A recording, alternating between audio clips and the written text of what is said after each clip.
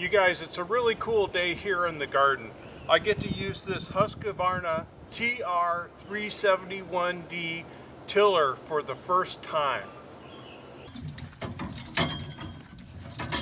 Hey everybody, welcome to Yellow Dog Farm.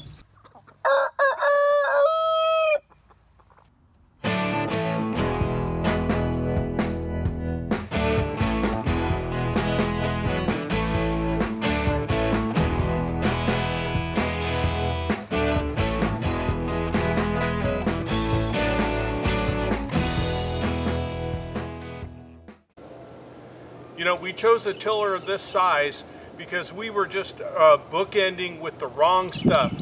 We started out with a tiny 2-stroke tiller. In fact, I'll show you the mark to that video here above so you can take a look at that tiller. And it turned out that it was just way too small for us. It couldn't keep up and it just wasn't very powerful. The second thing we do is we would use the tractor tiller to come in here, which was just silly. Because as soon as we would drop it in the ground, it was time to pull it up again and we were bouncing all over the place. So we finally went ahead and invested in this good sized tiller to work here in the garden. I'm really excited to get started with it. So let's start with a walk around so you can see what's going on with this tiller. You guys, I don't know if this tiller will ever be this clean again. I even hosed it off for you to take a look at it. So here we are, TR317 dual rotating. It's got the drive wheels there, and of course the splines are in the back. I'll lift up the cover in there in a second so you can see it.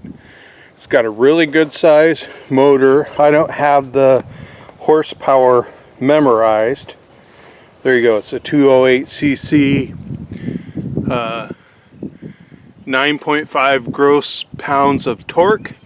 And this thing really is beefy. You'll see when it starts up what it's like.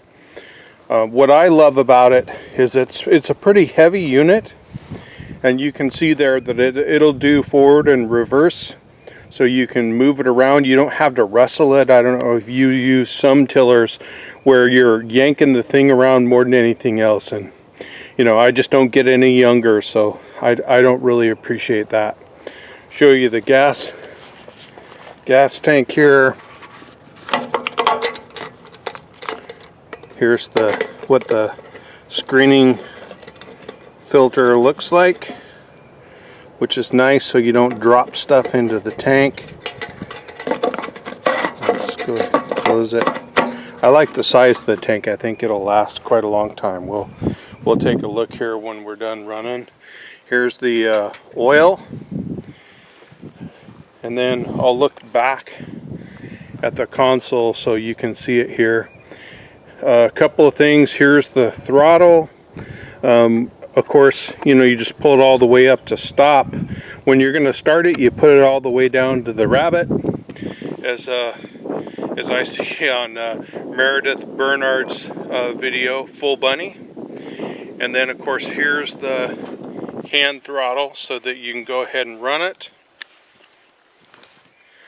This is, of course, the throttle that comes off of there, so it'll move back and forth. So that's full, that's stop. Here's the choke. This is no choke, this is full choke. And if you wonder, here are the instructions for starting it. And just as general purpose, the first thing I would do, and the first thing that the dealer coached me on, and he's a good friend of mine, is that for all the instructions, take pictures of them before you really start using the unit, because all this stuff's going to get dirty and faded and it's real hard to see and understand. Now I'm going to go back here to the drive system for a second. You should be able to see there that it says forward, neutral, reverse, and then rear rotating and forward rotating. So if you've already tilled something and you're just going to fluff it up, you can go ahead and put it in the forward motion and it's not as aggressive. Now let's take a look back here at the tiller blades. I believe it's 18 inches wide, dual rotating. And then you can see this foot here. And that's modified.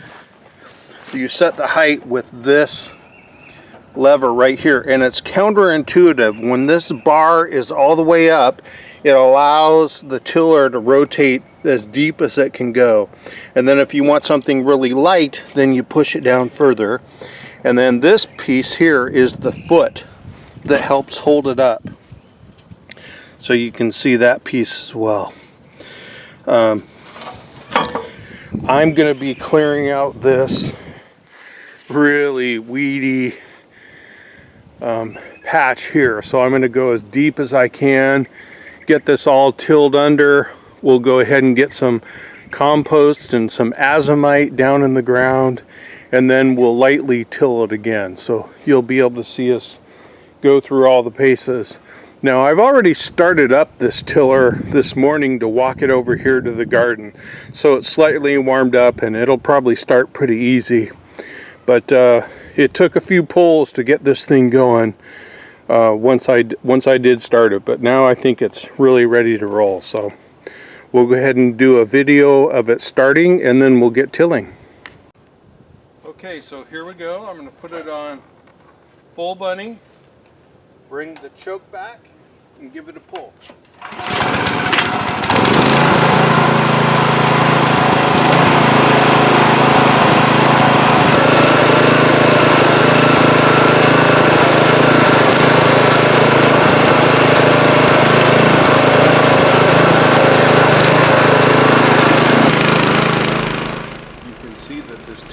At its very deepest setting and has no trouble moving through really thick weed and grass.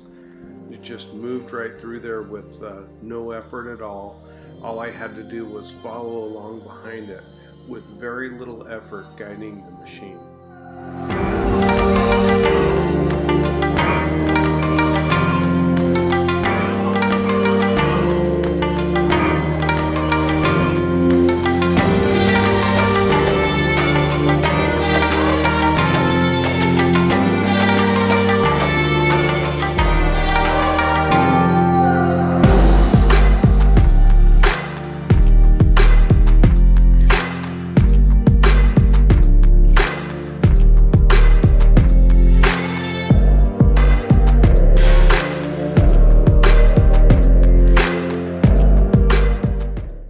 Report that this tiller just did really well for us.